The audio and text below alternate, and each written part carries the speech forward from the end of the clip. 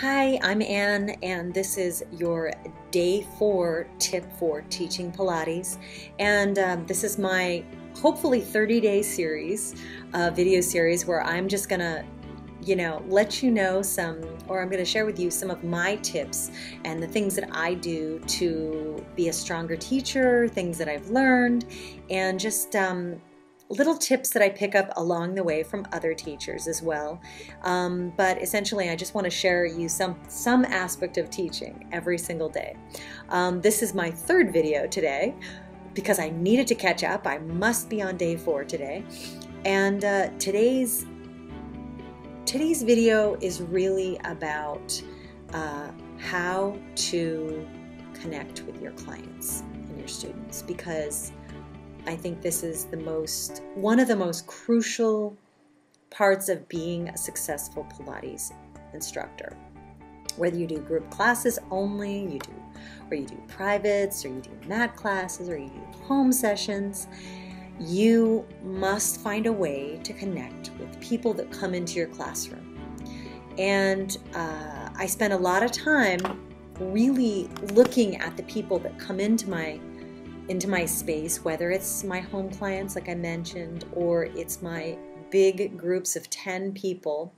And I really look for ways that I can connect with each of them, even in a very small way, because obviously a group of 10 people on machines, all fidgeting, adjusting their springs, doing whatnot, it's sometimes a daunting kind of task to have to connect with them or find something to share with them specifically, so they go away really feeling like you have taken the time to look at them specifically and you've given them attention.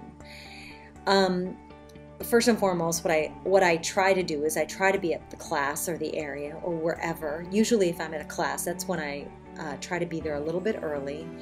And I like to spend some time at the beginning and the end of class just chatting just a little bit with my clients and just finding out how they're doing, especially if I know certain things about them or their bodies or whatever they've been feeling and the work they've been doing, or if they're preparing for an event like a marathon or something like that. I definitely like to spend some time before class doing that. And normally after class I do a little bit of it, but mostly it's I tend to approach people at the end of class if I've noticed something very specific about their bodies. If someone who usually is quite flexible is all of a sudden super tight in certain areas, I will ask them, what's been going on with them, and this is really just noticing little things, and even a little thing can mean something else is happening with them. And I think taking a moment to kind of notice that is really important. And I do know that my students in all areas really they seem to like that a lot. And I think it's because generally as humans we want to be noticed and we want to be kind of given that special attention, and treated as if we are special, because we are. So I think that, and I could babble on and on about this subject, but I really think it's important to learn people's names, even if you do it slowly, so that during class, you don't just bark orders and cues, about tailbones down, or whatever the case is, or lifting your stern, your chest, or pulling your shoulder blades down your back, whatever it is, that coupled with someone's specific name, or just walking over to them and kind of giving them a little tap, between the shoulder blades, or whatever it is, it means a lot to them.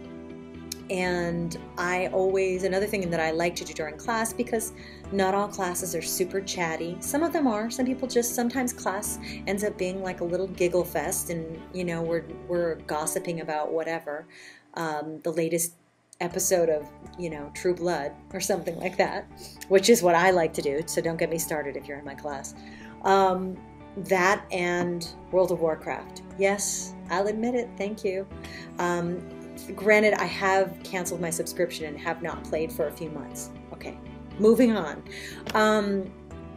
So like like I said, during class, what I do like to do is take a moment, and even if there are 10 people or more in the class, I try to find even something small that I can give them personally.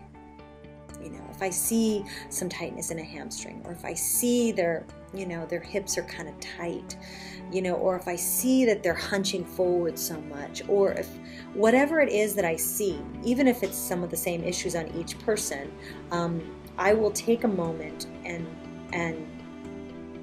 let them know that I've noticed that and give them an idea of what they can do. Or if I know, I try to remember when people have shoulder issues or lower back issues, or or do they usually use a pillow under here? Do they, so I might be running around a lot during class, but I am trying to serve their best interests and give them the best possible and the safest class possible.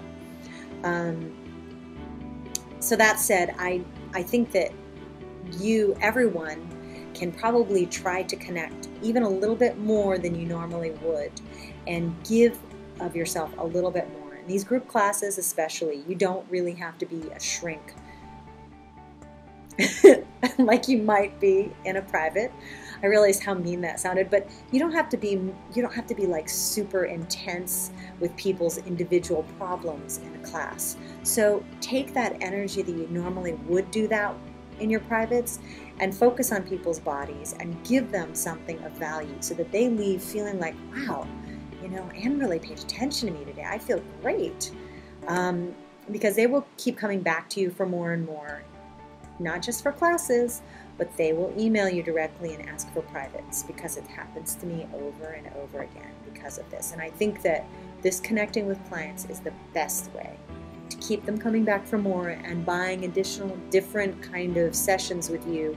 And really, all they want to do is learn more about their bodies and feel better. So let's just try to do that, okay? So connect with your clients, and you will get the benefit out of that as well. Have a great rest of your day, and I will see you tomorrow with another teaching tip. Thanks. Bye-bye.